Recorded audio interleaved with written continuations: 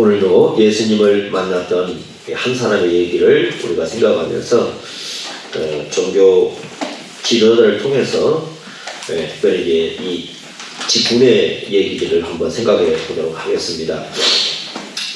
예수님을 만난 결과는 성경에 보면 여러 가지 이제 사방으로 나옵니다. 어떤 사람들은 구원을 받았다라고 주님께서 명백하게 말씀한 사람들이 있습니다. 예를 들면 삭개오 같은 사람들, 이제 그런 사람들입니다. 그래서 예수님으로부터 구원을 받았다라는 얘기를 듣고 돌아간 사람들이 있고, 어떤 사람은 짐작은 갑니다. 이 사람이 어떻게 됐을지 짐작은 가는데 그냥 어떤 결과 없이, 예를 들면 구원을 받았다든가 아니면 뭐 예수님을 대적했다든가 뭐 그런 결과 없이 그냥 돌아가는 사람이 있어요. 예를 들면 부자 관리 같은 사람들은 그렇게 돌아갑니다.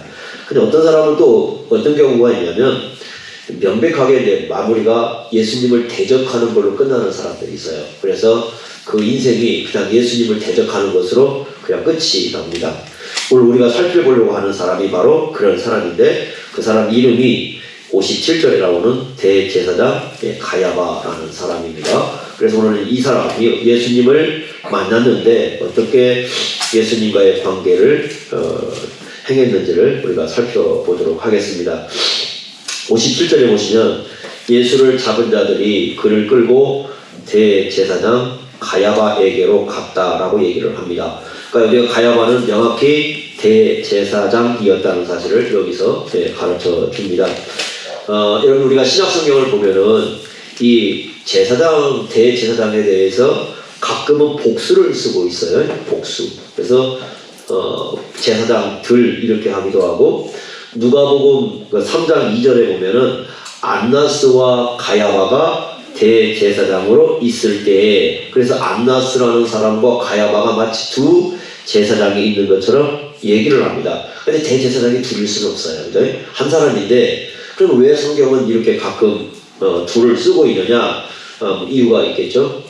그 당시 대제사장은, 예수님 당시의 대제사장은 로마가 임명을 한 사람입니다. 그러니까 로마에 의해서 임명을 받은 사람입니다. 그런데 원래 대제사장은 하나님께서 세운 사람이어야 됩니다. 그러니까 로마가 임명하는 게 아니에요. 하나님께서 세워야 됩니다. 그리고 대제사장은 하나님께서 세우신 계열을 따라야 됩니다. 그런데 로마가 임명을 합니다. 그 얘기는 무슨 얘기겠습니까? 로마가 임명했다는 것은 대제사장 직무를 맡을 때 금품이 많이 오고 갔다는 의미가 그 안에 함유되어 있습니다.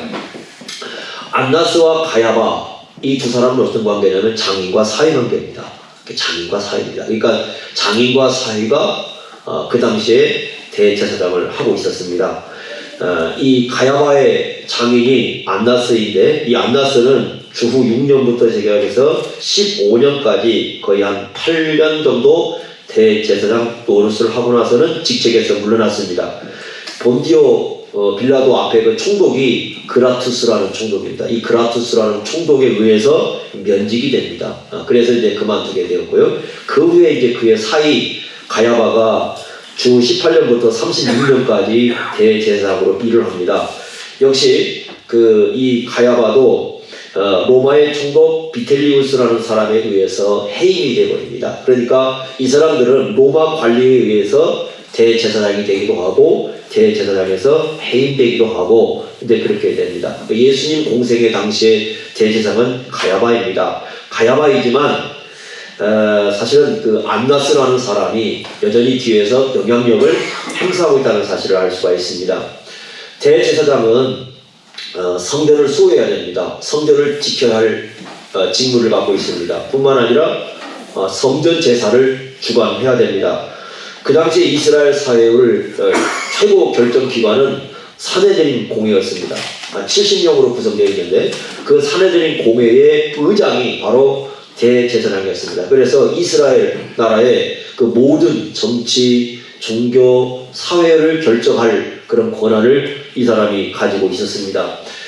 그런데 이 안나스라는 사람이 가야바의 장인이 비록 대제사장직에서 물러나긴 했지만 여전히 영향력을 뒤에서 발휘하고 있었습니다. 안나스와 가야바는 권력을 가지고 있는 사람들이었습니다. 그러니까 이 사람들은 대제사장 직분을 가지고 하나님 나라에 봉사하는 사람들이 아니라 권력을 행사하는 그런 사람들이었습니다. 직분이 권력이 되어버렸습니다. 그것이 심각한 문제라는 겁니다. 직분이 원래 주어진 것은 섬김과 봉사를 위해서 주어진 겁니다. 그런데 예수님 당시에 그 대제사장이라는 그 직분은 하나님을 어쩌면 섬기는 가장 중요한 그런 직분의 자리에 있었지만 권력의 직분이었습니다. 여러분 타락하면요, 가장 먼저 나타나는 것 중에 하나가 직분입니다. 이 직분이 사람의 권력의 자리가 됩니다. 즉, 이 직분이라는 것이 봉사와 섬김의 자리가 되는 게 아니라 하나님의 이름을 이용합니다. 하나님의 이름을 이용하고 종교를 이용해서 권력과 힘을 행사하는 그런 자리가 됩니다. 예수님 당시에 있었던 대제사장 직분이 바로 그런 자리였습니다. 그래서 우리 예수님께서 가장 경계한 것이 무엇이었느냐라고 했을 때 이 직분이 교회 안에서 권력이 되는 겁니다. 이게 바로 그 당시에 대제사장이 보였던 모습입니다. 그럼 마태복음 20장 25절부터 28절까지 보면 예수님께서 그런 모습을 경계를 합니다. 이미 그 제자들에게서 이제 그런 모습이 이게 나타나기 시작을 했어요. 그래서 제자들 사이에서 서로 이 권력을 잡으려는 모습이 좀 드러나기 시작을 합니다. 그러니까 예수님께서 뭐라고 말씀하시냐면, 저 이방인들의 집권자들과 고관들은 권세를 부리려고 자리에 올라가지만 너희들이 자리에 올라가려고 하는 것은 그런 권세를 잡으려고 해서는 안 된다는 겁니다. 그리고 뭐라고 말씀합니까? 섬기는 자가 되어야 되고 종이 되어야 되고 섬김과 봉사의 직분이 되어야지 너희가 그 권력을 가지려고 그 직분에 올라가려고 해서는 안 된다고 주님께서 명확히 가르쳐 주십니다. 이것은 그래서 누구든지 빠질 수 있는 함정입니다. 제자들만이 아니에요. 예수님을 따랐던 제자들만 그런 게 아니라 이 교회 안에서 직분을 가지면 목사로부터 시작해서 누구든지 예외 없이 빠질 수 있는 게 뭐냐면 바로 그 직분의 자리를 가지고 권력을 행사하는 겁니다. 그런데 그것은 교회가 가장 심각하게 타락한 모습이라는 겁니다. 로마서 11장 13절에 바울은 직분에 대해서 이렇게 얘기합니다. 내 직분을 영광스럽게 여기니. 그러니까 우리가 가진 직분은 정말 영광스럽습니다. 왜 영광스러운가 했을 때 이 직분은 십자가에 죽으시고 부활하시고 하늘에 오르신 주님께서 주신 선물이기 때문이에요. 그래서 에베소서 4장 7절에 이 직분을 그리스도의 선물이라고 말씀합니다. 만약에요, 예수님이 부활하지 아니하시고 하늘로 올라가지 않았더라면 직분 없습니다. 우리가 지금 가지고 있는 직분이 있을 수가 없어요. 왜냐하면 이 직분이라는 것은 주님께서 부활하시고 하늘로 올라가셨다는 증거인과 동시에 그분께서 우리에게 주신 하늘의 선물이기 때문입니다. 그래서 이 교회의 직분은 굉장히 영광스럽습니다. 세상에서 이 뭘 가져와서 살 수 있는 그런 직분이 아닙니다. 그런데 만약에 그 마음이 타락하고 세상에 물들게 되면 직분이 무엇이 되느냐? 권력이 됩니다. 다른 사람을 지배하고 직분을 통해서 자기 힘을 주장하고. 그러니까 이 직분이라는 것은 예수님의 그 사랑을 나타내는 어떤 그런 섬김과 봉사가 되어야 됩니다. 그래서 이 직분을 잘 감당하게 되면 교회가 유익을 누리게 됩니다. 그런데 만약에 직분이 권력이 되고 힘이 되면 교회를 무너뜨릴 뿐만 아니라 심지어는 이 직분으로 말미암아 망가지는 것은 정작 자기 자신입니다. 직분이 권력이 되면 직분이 무서운 저주가 됩니다. 여러분, 교회 직분은 그렇습니다. 직분이 권력이 되면 직분은 그 사람에게 있어서 무서운 저주가 됩니다. 직분이 섬김이 되고 봉사가 되면 교회를 세우는 놀라운 하나님의 선물이 되지만 직분이 권력이 되면 무서운 저주가 됩니다. 우리가 이 사실을 잘 생각을 해야 되는 겁니다. 그래서 이 직분을 가진 사람은요, 끊임없이 기도해야 됩니다. 왜요? 성령님을 따라서 우리가 평생 겸손하게 순종으로 이 직분을 주신 의미를 통해서 교회를 유익하게 하기 위해서 우리는 평생을 기도해야 되는 겁니다. 직분을 가질수록 더 기도해야 됩니다. 언제든지 직분을 가지고 타락할 수 있기 때문에, 직분과 함께 타락할 수 있기 때문에 우리는 직분을 가진 이상은 더 끊임없이 기도해야 할 의미가 있습니다. 직분을 잘 감당하면 아름다움이 됩니다. 디모데전서 4장 13절에 이렇게 말씀했습니다. 집사의 직분을 잘 하는 자들은 아름다운 지위를 얻는다. 아름다움을 얻습니다. 아름다운 지위를 얻습니다. 그런데 이상한 건 뭐냐면 장로의 직분에다가 그 말씀을 하는 게 아니라 집사의 직분에다가 그 말씀을 하고 있습니다. 똑같습니다, 여러분. 많은 사람들이 이렇게 생각할 겁니다. 장로님들의 직분은 교회에서 좀 위에 있는 직분, 그러면 집사님들은 아래에 있는 직분, 이렇게 생각할 수 있어요.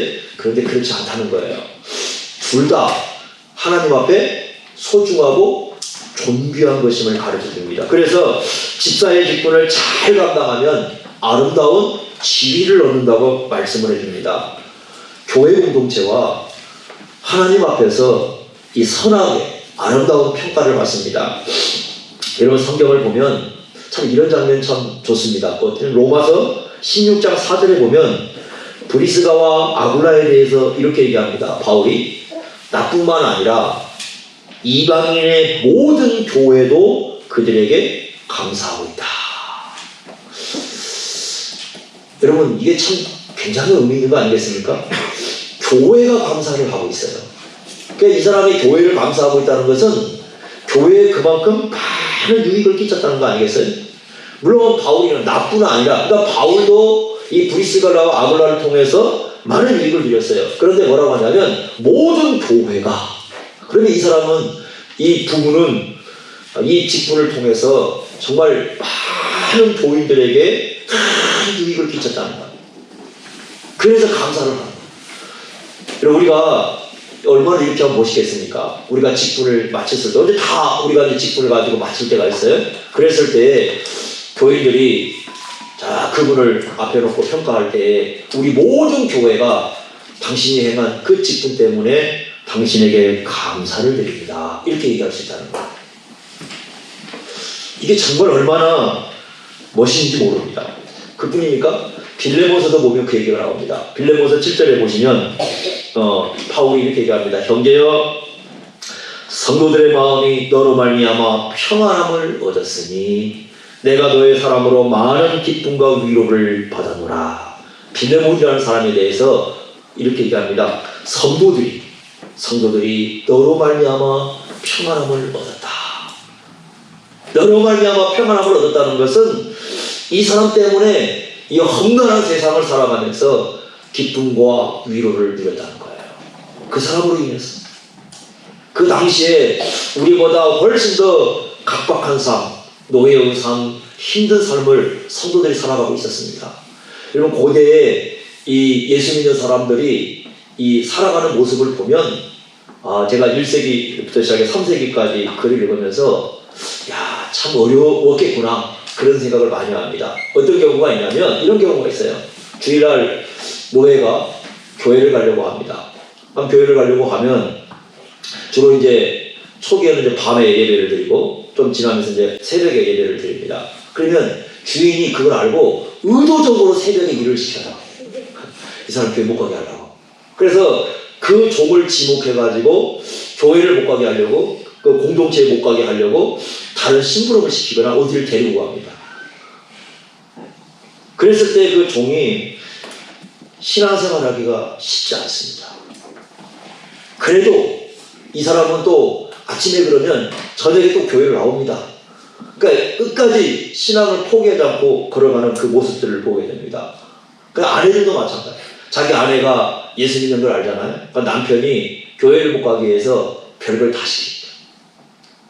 의도적으로 또 뭐라고 하냐면 이런 게 있습니다. 고대에는 여러분들 지금은 낙태 문제가 막 지금 이게 막 하도 이제 일상화되니까 나오지 않지만 고대에 로마 사회는 낙태 사회예요.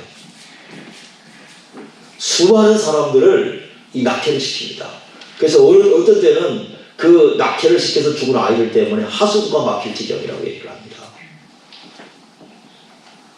그만큼 이 생명을 소홀히 했을 때 기독교인들은 그 아이들을 살리고 데려다 기릅니다. 근데 만약에 자기 부인이 아이를 낳지 않습니까? 의도적으로 남편들이 낙태시키려고 해요. 죽이라는 겁니다. 그러면 자기는 기독교인이기 때문에 이 아이를 생명을 살려야 됩니다. 그런데 남편은 의도적으로 그걸 알고는 죽이라고 합니다. 그랬을 때 이 아내가 생명을 걸고 그 아이를 지켜가는 그런 모습들, 이런 것이 초대교회 때 성도들이 살아가는 삶의 모습입니다. 얼마나 어렵겠습니까? 지금도 물론 예수 믿는 것 쉽지 않을 수도 있지만 고대에는 훨씬 더 어려움이 많았다는 것을 우리가 볼 수가 있습니다. 그랬을 때 이런 어려움 속에 살아가는 이런 사람들, 이 고된 노동 속에서 날마다 먹고 살기 위해서 어렵게 살면서 신앙생활하는 그 사람들, 그들에게 평안과 위로를 주었던 사람이 누구였습니까? 바로 빌레몬이었다는 거예요. 여러분, 이런 얘기를 들으면 얼마나 좋을까요? 안 그러겠습니까? 이 사람이 인생을 마칠 때 그 같이 교회를 이루었던 신실한 성도 한 사람 한 사람들이 찾아와서 내가 당신 때문에 이런 평안함을 얻었습니다. 내가 당신 때문에 이런 위로를 받았습니다. 내가 당신 때문에 이런 신앙을 배웠습니다. 내가 당신 때문에 이렇게 감사할 수밖에 없습니다. 여러분, 그런 얘기들을 우리가 수도 없이 들을 수 있다면, 그런 사람이라면 얼마나 멋진 인생이 되겠습니까? 그런데 직분을 가졌는데 만약에 이런 얘기를 들었다고 해보세요. 저거 도대체 왜 직분에 있는 거야? 도대체 뭐 하려고 저분을 저러고 있는 거야? 만약에 여러분 이런 얘기가 들려온다면, 그리고 이제 이 사람의 모든 걸 마쳤을 때 도대체 저분 한 게 뭐야? 만약에 이런 얘기가 들려온다면 이건 또 얼마나 큰 무서운 그런 얘기가 되겠습니다. 그래서 우리는 이런 직분을 어떻게 해야 될지를 한번 잘 생각해 봐야 됩니다. 여러분, 대제사장 가야바 같은 사람 보세요. 이 사람 인생 마칠 때 뭐라고 하겠습니까? 이 사람 직분 해임되고 나서 사람들이 뭐라고 했겠습니까? 나중에 이 사람 보면 알겠지만 여러분 성경을 읽어보세요. 이 사람은요, 그 유대인들을 이용을 해가지고 뭐 했습니까? 돈벌이를 한 사람. 네? 예수님께서요, 그 십자가에 죽으시기 전에 일주일 전에 예루살렘을 들어갑니다. 예루살렘에 들어가서 하신 일이 뭐냐면 성전으로 들어가가지고 그 성전에서 그 상을 뒤집어 엎는 거였어요. 왜 그렇습니까? 그 성전 안에서 예수님이 하신 말씀입니다. 이런 말씀합니다. 만민이 기도하는 집을 장사의 소굴로 만들어버렸다. 돈벌이로 자기 장사의 소굴로 만들어버렸어, 이 사람은. 여러분, 그 제사를 드리려면 그 가장 가난한 사람이 드린 게 비둘기잖아요. 근데 비둘기를 드릴 때, 이 동물을 드릴 때 흠이 있으면 안 되잖아요. 그러니까 그 흠이 있고 없고를 이제 그 제사를 드릴 때 이 제사장들이 판단하는 거 아닙니까? 그러면 가난한 사람들이 만약에 자기가 다른 데서 비둘기를 사왔습니다. 그럼 만약에 거기 있던 그 제사장들이 이거 흠이 있어 라고 얘기하면 그거 못 드린 거거든요. 그러니까 어떻게 하느냐, 자기들이 이 제사장들이 비둘기를 갖고 와가지고 팔아먹어요, 거기다가. 그거들이라고. 근데 제가 가지고 온 기록에 보니까 몇 배를 받아먹었냐면 그 가난한 사람들에게 80배를 받아먹어요. 80배를 받았구만. 성전세를 냅니다. 성전세를 내요. 1년에 한 번 성전세를 내는데 그 성전세가 반세겔입니다. 반세겔이면 4드라크마니까 이틀치, 그러니까 그게 반절이니까 이틀치, 그 일반 노동자들이 이틀치 버는 그 돈을 성전세로 내야 됩니다. 그런데 이방 로마 동전이라든가 헬라 동전에는, 특히 로마 동전에는 뭐가 그려있냐면 황제의 이 형상이 그려져 있어요. 그러니까 황제의 형상이 그려져 있기 때문에 그것을 안 받습니다. 대신 돈을 뭘로 드려야, 유대인 돈으로 드려야 돼요. 그럼 이 사람들이 이제 그 세상 살다가 그 돈을 갖고 와서 유대인으로 바꿔야 되잖아요. 거기에서 또 어떻게 합니까? 이 돈을 갖다가 또 갈취합시다. 그 돈들이 다 누구에게로 갑니까? 이 사람들에게 가는. 그래서 이 사람들은 백성들을 이용해가지고 탈취하는 사람들이에요. 자기 욕심을 채우고 자기 탐욕을 채우고 자기 재산을 불려가는 사람들입니다. 여러분, 이 사람 대상 그만뒀을 때에 뭐라고 하겠습니까? 어떤 얘기가 나오겠습니까? 한번 여러분 생각해 보세요. 그것이 이 사람에 대해서 우리가 생각해 볼 문제입니다. 바울은 디모데전서 1장 12절에 이렇게 얘기합니다. 자신의 직분에 대해서 주님께 감사합니다. 왜요? 자기를 충성되이 여겨 직분을 맡기셨다. 그래서 자기는 주님 앞에서 신실하게 충성되이 살아갈 수밖에 없다고 얘기합니다. 왜? 주님께서 믿고 맡긴 거예요. 믿고 맡긴 거예요. 자기가 잘 그렇게 감당할 줄 알고 믿고 맡겼다는 겁니다.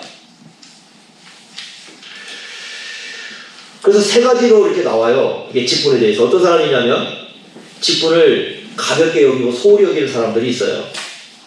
이런 사람들은 예수님의 십자가와 부활과 이것이 우리에게 주신 은혜가 얼마나 큰가를 인식을 못하는 거예요. 그리고 우리가 맡고 있는 교회의 직분이라는 것이 얼마나 영광스러운지도 생각하지 않는 사람입니다. 두 번째는 직분을 남용하는 사람들이 있습니다. 방금 얘기한 것처럼 이 직분을 가지고 권력을 삼기도 하고 이 직분을 가지고 자신의 이 욕심을 챙기는 그런 일을 하는 사람들이 있습니다. 뭐 좋지 않은 일이죠. 세 번째로 어떤 사람이 있습니까? 주님께서 주신 직분의 의미를 알고 신실하게 감당하는 사람들이 있어요.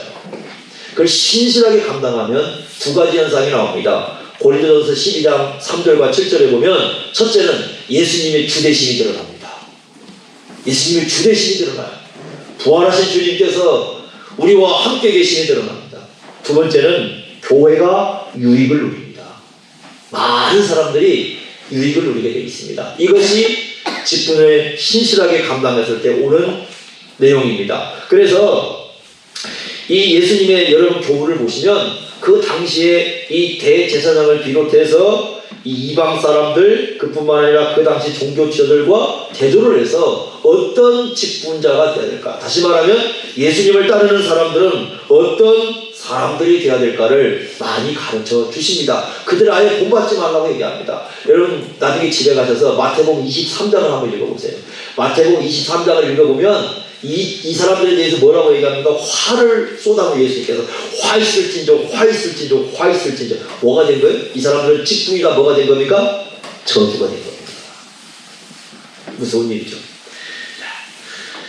두 번째 우리가 한번 생각해 볼 게 있습니다. 자, 가야바는 예수님을 체포하도록 그렇게 했습니다. 왜 그러냐면 마태복음 26장 47절에 보시면 대제사장들과 이 백성의 장로들에게서 파송된 사람들이 예수님을 잡으러 왔기 때문입니다. 그런데 오늘 말씀 보시면 60절 보시죠. 누굴 동원하고 있습니까? 60절 보시면 거짓 증인들까지 동원을 시킵니다. 아, 이게 참 못된 짓이죠. 한 사람을 죽이려고 하는데 거짓 증인을 많이 데리고 옵니다. 거기 59절에 보시면 대제사장과 온 고개가 예수를 뭐 하려고 했다고요? 죽이려고. 여러분 예수님이 죄가 있는가를 먼저 묻지 않아요. 먼저 아예 마음속에 뭐 하고 온 거예요? 그냥 죽이려고 계획하고 온 거예요. 그러니까 예수님이 증거가 있느냐는 중요하지 않습니다. 이미 거짓 증인들까지 다 동원시킵니다. 그러니까 이런 아주 추잡한 짓을 하고 있는 것을 볼 수가 있습니다. 63절 보십시오. 그러면서 뭐라고 합니까? 이렇게 얘기합니다. 얼마나 위선적인가를 보세요. 예수께서 침묵하니까 대제사장이 뭐라고 하냐면 내가 너로 살아계신 하나님께 뭐하게 한다? 맹세한다. 얼마나 종교적이에요? 살아계신 하나님께 맹세하라. 그것을 굉장히 종교적이지 않습니까? 뭐라고 합니까? 그러면서 네가 하나님의 아들 그리스도인지 우리에게 말하라. 이렇게 얘기합니다. 말하라. 네가 하나님의 아들 그리스도신가? 이렇게 예수님이 뭐라고 합니까? 64절에 내가 말했다. 네가 말하지 않았느냐? 그러니까 무슨 얘기예요? 네가 말한 대로 예수님은 누구시라는 겁니까? 하나님의 아들 그리스도시다. 맞다. 왜 말하라고 했으니까 말하는 거잖아. 자, 그 다음에 64절에 뭐라고 합니까? 그러면서 더 중요한 얘기를 하죠. 이렇게 합니다. 그러나 내가 너희에게 이르노니 이후에 인자가 권능의 우편에 앉는 것과 앉아있는 것과 여러분 이 말씀은 어디를 이용하냐면 시편 110편 1절이죠. 시편 110편 1절에 보시면 예수님께서 하나님 우편에 왕으로 등극하신다고 말씀을 하시죠? 부활하셔서 하늘에 오르셔서 왕으로 등극하신다는 거예요. 그래서 온 세상에 왕으로서 앉는다고 말씀합니다. 그 다음에 또 뭐라고 하면 하늘 구름을 타고 오는 것, 이걸 어디를 인용한 것이냐면 다니엘서 7장 13절과 14절입니다. 그 다니엘서 7장 13절 14절 보면 하늘 구름을 타고 하나님 앞으로 가서 뭘 받습니까? 영원한 권세와 영원한 나라를 받습니다. 그러니까 지금 이 말씀은 무슨 얘기예요? 지금 예수님이 지금 가야바가 심판하고 있는 예수님이신데 그분이 어떻게 되신다는 거예요? 하늘에 가셔서 왕으로 등극하실 뿐만 아니라 영원한 하나님 나라를 다 누가 가신다는 거예요? 예수님이. 그래서 예수님이 뭐라고 말씀하십니까? 하늘과 땅의 모든 권세를 내게 주셨으니 그 권세 가지신 분 아닙니까? 그분이 어떻게 하신다고요? 거기 뭐라고 됐습니까? 너희가 오는 것을 너희가 보라. 다시 이분이 오신다고요? 오신다고. 그러면 무슨 생각하십니까? 예수님께서요 하늘과 땅의 모든 권세를 가진 왕으로 다시 오실 때는 어떻게 오세요? 심판주로 오실 거예요. 이런 얘기죠. 가야바야 지금 네가 나를 심판하겠다고 거짓 증인들 다 대동해놓고 이렇게 심판할지 모르겠지만 장차 어떤 일이 벌어질 것이다. 예수님이 하늘의 권세를 가지시고 땅의 권세를 가지시고 온 우주의 왕의 권세를 가지고 다시 이 땅에 오면 너를 반드시 어떻게 할 거다? 심판할 것이다. 그런데 어떻게 하니까 그런 말 하자마자 뭐라고 그래요? 65절 보세요. 대제사장이 자기 옷을 찢어버리고 신성 모독했다고. 그죠? 신성 모독했다고. 뭐 더 증이 필요하겠는가? 신성 모독하겠다고. 그럼 66절에 뭐라고 얘기합니까? 그는 어디에 해당한다? 이미 다 맞추고 듣고 온 거예요.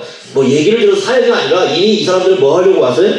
죽이려고 생각하고 왔어요. 그리고 뭐라고 하니까 그냥 이 말 하자마자 사형 이렇게 판결을 내립니다. 그리고는 빌라도를 찾아가서 예수님을 죽여달라고 요청을 합니다. 뭐 이 얘기입니다. 이 사람들에게는요 예수님의 말씀이 진짜인지 가짜인지 아무 관심이 없어요. 예수님이 하나님의 아들 그리스도이신지에 대해서 별로 중요하지 않습니다. 이 사람들은 진리에 아예 관심이 없는 사람들. 이게 문제입니다. 자, 여러분 이 제사장이라면 가장 어떻게 생각하면 진리에 관심을 가져야 할 사람이에요. 가장 관심이 없어요. 네? 그죠? 가장 관심을 가져야 할 사람이 가장 관심이 없어요. 왜 예수님을 이렇게 죽이고 싶어 했죠? 이유가 있습니다. 마태복음 27장 18절에 보시면 한번 보세요. 21장 18절 왜 죽이려고 합니까? 뭐가 있었어요? 시기시 때문에. 기껏 예수님 죽이려고 한 이유가 그 마음속에 뭐가 있어요? 시기심이에요. 그 시기심이 있기 때문에 이 거리를 만들어서 예수님을 죽이려고 했습니다. 얼마나 무섭습니까?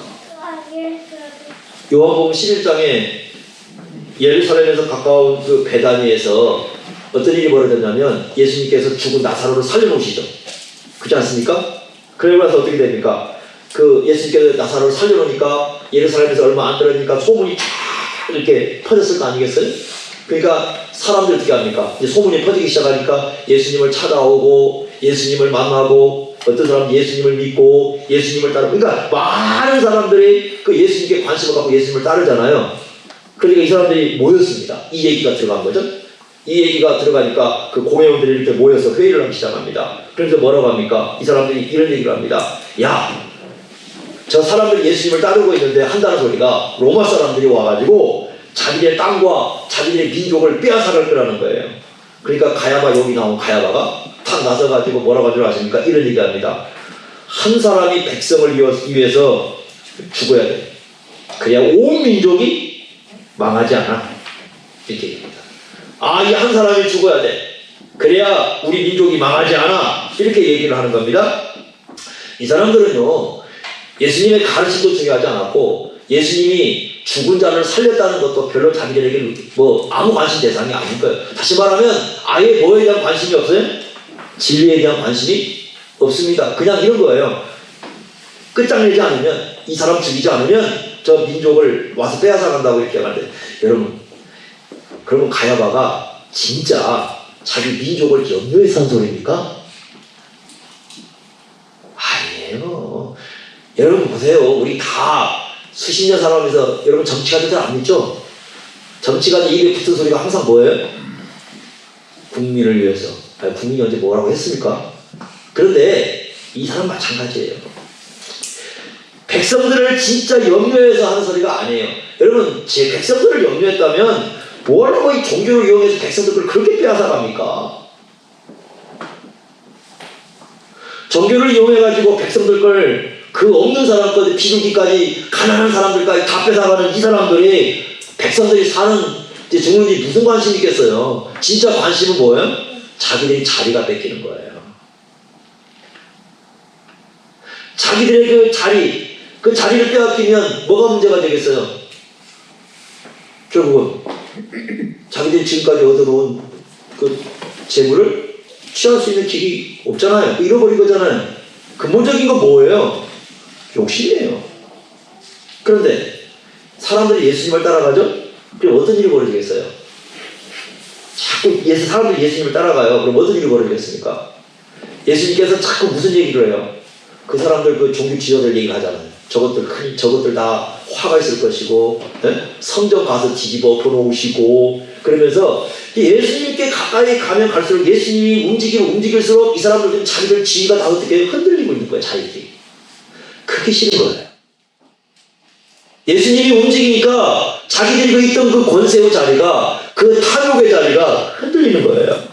다시 말하면 자기들의 그 영적인 민낯이 다 드러나는 거예요. 그것이 어둠 속에 있는 자기의 실상이 다 드러나니까 그게 싫은 거예요.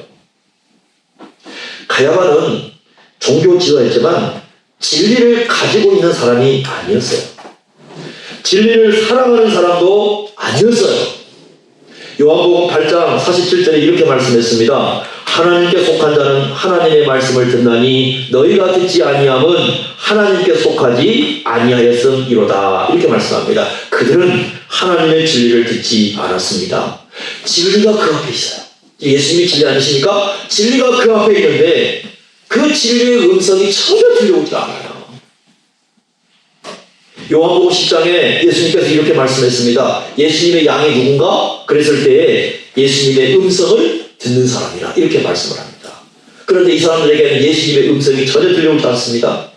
진리가 이 사람들에게 자라나올 수가 없겠죠? 무서운 현상입니다.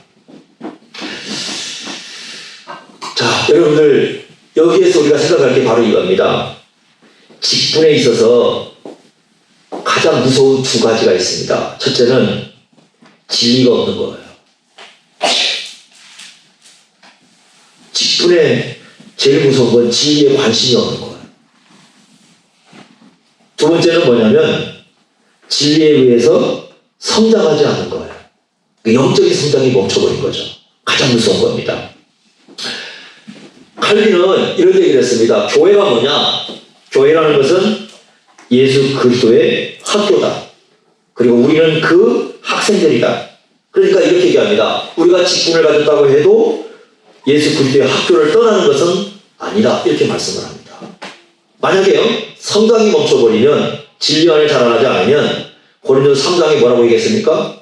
이 사람은 육신에 속한 자가 된다고 얘기합니다. 그래서 이렇게 직분자에게 올 수 있는 가장 위험한 침체는 성장이 멈춰버리는 겁니다.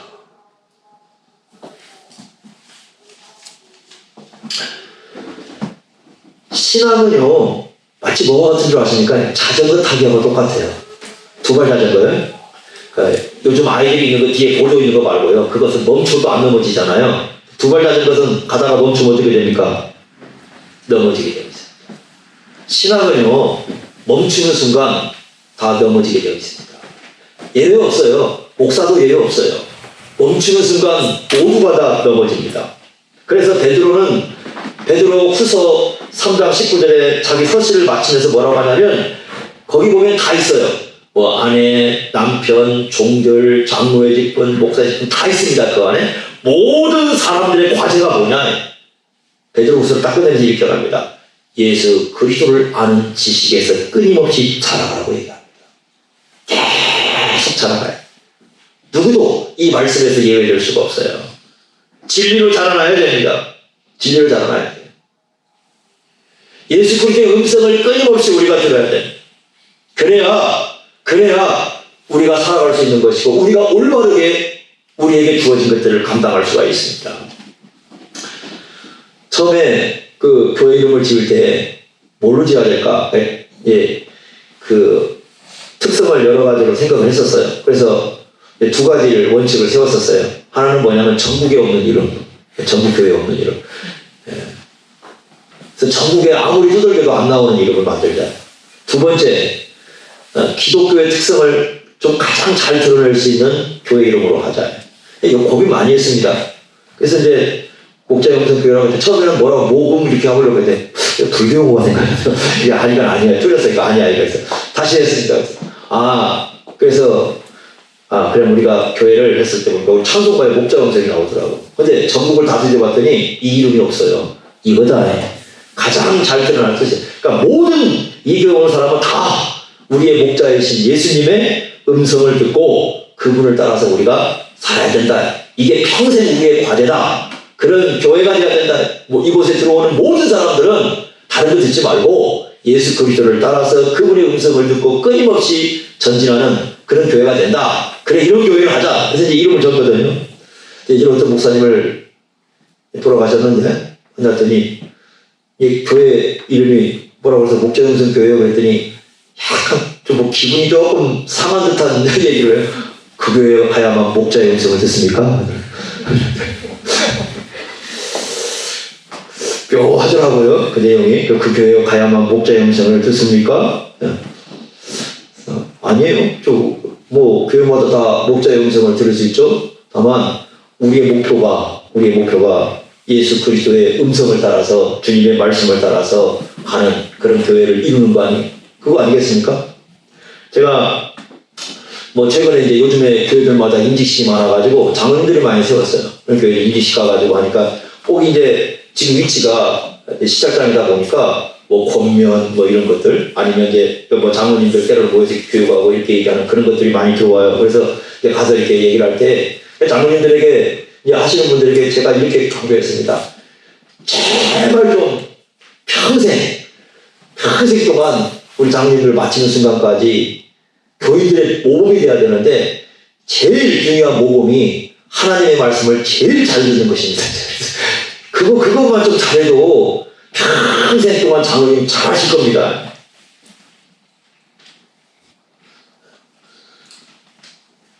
근데 거기만 그런 게 아니에요. 목회자들도 마찬가지예요. 목회자들도요, 진짜 평생 목회 잘하는 방법이 뭔지 아십니까? 다른 거 없어요. 평생 진리로 살아가는 거예요. 그냥 그 안에서 살아가는 거예요. 네? 그러니까 여러분들에게 말씀을 전할 때요, 저는 어디 가든지 그럽니다. 학교를 가든 아니면 사경회를 가든 교회를 전하든 여러분 제가 예전에 거의 30대 때에 10년 동안 성경 거의 주석 다 했어요. 성경 66권 창세기부터 요한계시록까지 주석을 다 해가지고 제 서재에 다 있잖아요. 제가 그때 갖다 놓고 편하게 하면 됩니다. 그런데 지금까지 어디에 가서 강의하면서 똑같은 본문을 다루되 한 번도 그냥 그것만 가지고 간 적이 없어요. 예전에 아무리 써놨어도요, 쳐다보지 않습니다. 모든 걸 다시 씁니다. 다시 해요, 그거. 왜? 같은 본문이지만 항상 새롭게 우리가 보려고 하고, 그리고 그 안에서 예전에 똑같은 내용을 가르쳐도 그 내용을 가르친 것 물론 들어가죠. 그런데 반드시 그 자리에서 안 멈춥니다. 새로운 것이 그 안에, 또 다른 것이 하나님의 진리를 깨닫지 않으면 그 본문을 안 다뤄요. 왜 그러겠습니까? 목회자도요, 말씀에 의해서 전진하지 않으면 죽습니다. 목회자가 죽으면 누가 죽겠어요? 그 양식을 먹고 살아가는 사람들도 똑같은 마찬가지예요. 그래서 멈추지 않는 거예요. 끊임없이 자라야 되는 거예요, 목회자도. 그래서 하나님의 말씀과 어우러지면서 진리와 함께하면서 진리 안에 살고 그 계속해서 그 그 하나님의 말씀을 연구를 하는 거거든요. 여러분들 그 책을 사서 이렇게 보지 않습니까? 그러면 책을 사서 보면은 제 책을 이렇게 보면 주제별로 산다고 했을 때 내용이 비슷비슷한 게 굉장히 많아요. 그래서 어떤 책을 보면은 한 10권을 이렇게 사다 놓고 보면 내용이 주제가 비슷해요. 그런데 또 묻습니다. 어떤 분이 예전에. 아니, 그런데 그거 조그만한 분들이 왜 또 책을 사서 봅니까? 그래요. 그래도 또 책을 사서 봅니다. 네? 근데 그 이유가 뭘까요? 알고 있지만 또 다른 책에는 그들이 보지 못하는 또 다른 내용이 담겨 있어요. 그걸 찾아내는 작업. 그래서 그 새로운 어떤 작업을 하면서 찾아내어서 그것을 가지고 그것을 하나님의 어떤 진리 안에서 잘 살펴봐가지고 이게 옳은지 그른지를 살펴서 이 하나님의 진리에 합당하다면 이런 내용들이 더 쌓이게 되면 더 풍성해질 거 아니겠어요? 그 풍요로움을 위해서 끊임없이 연구하는 거예요. 나중에 고민은 돼요. 저 책을 다 어떻게 할까? 네? 정말 예전에 책을 살 때 막 안 먹고 안 쓰고 막 그럴 때 많거든요. 신대원 가가지고 책 하나 살 때 아침에 이런 생각합니다. 오늘 아침 한 끼 하고 시작해서 일주일 동안에 한 반절만 부르면 책 한 권 산다. 그래서 절반을 굶습니다. 진짜로 안 먹고 있다가 모아가지고 가서 이제 왜냐하면 신대원 가게 되면 이제 이러면 돈이 이제 한계가 있어요. 우리가 먹을 수 있는 한계, 그러니까 쓸 수 있는 한계가 있으니까 그거 더 쓰면 집안에 이제 거들납니다. 그러니까 그때만 딱 써가지고 이제 가서 하는데 그러면 그 돈 갖고 해야 되니까 어떻게 하느냐? 딱 아침을 이렇게 생각해가지고 이 정도까지 굶으면 괜찮겠다 하고 이제 모아놓고 책을 가서 정말 살과 뼈가 되는 책들이지 않습니까? 그런 책들인데 앞으로 이걸 어떻게 처리할까 고민을 됩니다. 그런데 왜 그렇게 우리는 목회자는 책과 함께 씨름하면서 살고 있느냐? 여러분 목회자도 마찬가지예요. 진리 안에서 자라지 않으면, 진리 안에 성장하지 않으면 목회도 죽는 겁니다. 여러분들에게 원하는 것은 평생을 멈추지 말라는 겁니다. 배우는 것을, 하나님 말씀 안에 들어가는 것을, 진리와 함께 사는 것을, 진리 속에 살아가는 것을 멈추지 말라는 거예요. 예수님의 음성이 들리지 않으면 무릎 꿇고 기도하셔야 됩니다. 성경을 읽을 때 주님 말씀이 안 들리면 무릎 꿇고 기도하셔야 돼요. 왜 안 들려오는지, 왜 이게 막혀있는지 기도하시면서 주님께서 말씀을 가지고 우리를 이끌어 주시기를, 말씀을 가지고 우리를 세워주시기를 끊임없이 기도해야 되는 거예요. 그게 여러분 우리가 예수 믿는 사람들의 운명이라는 운명입니다. 그래야 우리가 가진 직분뿐만 아니라 우리가 살아가는 삶으로 수많은 사람들에게 유익을 줄 수 있는 것이고, 이 세상을 살아가면서 정말 주님 말씀대로 빛과 소금이라는 그 역할도 감당할 수 있는 거예요. 그렇지 않으면 여기 나와 있는 대제사장처럼 됩니다. 진리의 음성도 듣지 않고 권력이나 쌓고 욕심이나 갖고, 여러분 교회도 얼마든지 그럴 수 있어요. 얼마든지 그럴 수 있어요. 신앙의 이름으로 만들어내면 돼요. 여러분 생각해보세요. 신앙의 이름으로 예를 든다면 1,000번째 만들어 놓으세요. 교회들 안 합니까? 합니다. 어떤 교회는요 1,000번째가 2,000번째 해놓고는 천동으로 이름 새겨가지고 교회에다가 붙여놨더라고요. 그거 한 사람들. 얼마든지 여러분 종교의 이름으로, 예수의 이름으로 탐욕 부릴 수 있어요. 교회가 망가지는 그런 겁니다. 교회가 망가지면, 교회가 타락하면 사람의 마음이 하나님이 아니고 예수님이 아니고 다른 게 지지하면 누구든지 망가질 수 있는 것이 바로 신앙이에요. 그런 길로 가지 않기 위해서 우리가 진리 안에 굳건하게 서야 됩니다. 예수님의 말씀을 생각해야 되고, 여러분들이 예수님을 따라간다는 명확한 목적을 갖고 따라야 되고, 예수님께서 주신 그 음성을 들으셔야 됩니다. 그것이 우리의 평생 과제가 되어야 되고 우리의 일이 되어야 돼요. 그래야 일평생 주님 따라서 길을 걸을 수 있습니다. 여러분 멈추지 마십시오. 멈추면 넘어집니다. 넘어지면 그 자전거에 탄 사람은 다치게 되어 있습니다. 결국 자신이 무너집니다. 굳건하게 주의 말씀에 있어서 주님 말씀을 듣고 이 세상을 살아가는 그런 삶을 이루시기를 바랍니다. 기도하겠습니다. 하나님 아버지, 오늘 주신 말씀을 듣습니다. 예수님 당시에 수많은 종교 지도자들이 있었습니다. 그러나 그들은 진리이신 주님을 앞에 놓고도 진리의 말씀을 듣지 않았습니다. 주님의 말씀을 듣지 않았습니다. 그들은 탐욕과 또 세상의 권력을 가지고 그 당시에 이스라엘 백성들을 이끌어가려고 했습니다. 우리 주님께서는 끊임없이 그것을 경계하셨나이다. 아버지 하나님, 저희들이 주님의 말씀을 따라서 평생 동안 겸손한 마음으로 늘 주님의 학생이 된 마음으로 진리에 서 있는 마음으로 주님의 말씀을 듣고 주님을 따르는 심정으로 이 세상을 살아갈 수 있도록 인도하여 주옵소서. 예수님의 이름으로 기도하옵나이다. 아멘.